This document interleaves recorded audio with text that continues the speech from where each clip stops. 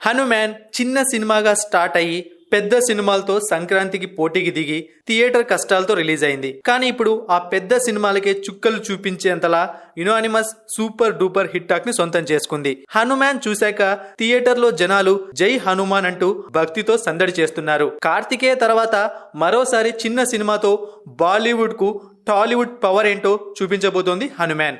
హనుమాన్ ఎంత గొప్ప సినిమా అయినా అందులో కూడా చిన్న చిన్న మైనస్లు కనిపిస్తాయి. అవేంటో ఒకసారి ఇప్పుడు తెలుసుకుందాం. హనుమాన్ మేకర్స్ మొదటి నుండి ఇదొక సూపర్ హీరో సినిమాని చెప్తూ వచ్చారు. హాలీవుడ్ లో ఇప్పటికే ఎన్నో సూపర్ హీరో సినిమాలు వచ్చాయి, మనం కూడా ఎన్నో చూసేశాము. ఇలాంటి సినిమాల్లో కామన్ పాయింట్ బలమైన విలన్ ప్రజలను ఇబ్బంది పెడుతూ ఘోరాలు దారుణాలు చేస్తూ ఉంటే సూపర్ హీరో వచ్చి ఆ బలమైన విలన్ తో పోరాడి గెలుస్తాడు.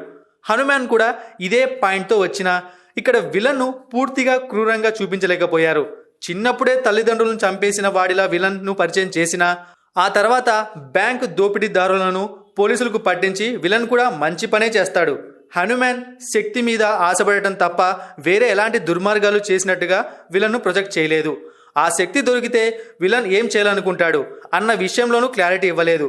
సినిమా చివరి ఫైట్ లో మాత్రమే విలన్ కాస్త క్రూరంగా కనిపిస్తాడు. విలన్ పాత్ర మరింత బలంగా ఉంటే ఇంకా బాగుండేది అనిపిస్తుంది. అయితే మేకర్స్ కు ఉన్న బడ్జెట్ దృష్ట్యా కొన్ని పరిమితులతో హనుమాన్ తెరకెక్కించారు. 20-30 కోట్లతో హనుమాన్ సినిమాకు వచ్చిన అవుట్పుట్ చూసి మనం షాక్ అవ్వడం గ్యారంటీ.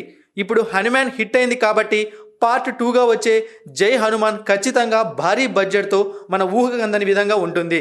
పైగా హనుమాన్ చివర్లో హనుమంతుడే డైరెక్ట్గా రంగంలోకి దిగాడని హింట్ ఇచ్చేశాడు కాబట్టి హనుమాన్ విన్యాసాలు చూడడానికి సిద్ధంగా ఉండాల్సిందే.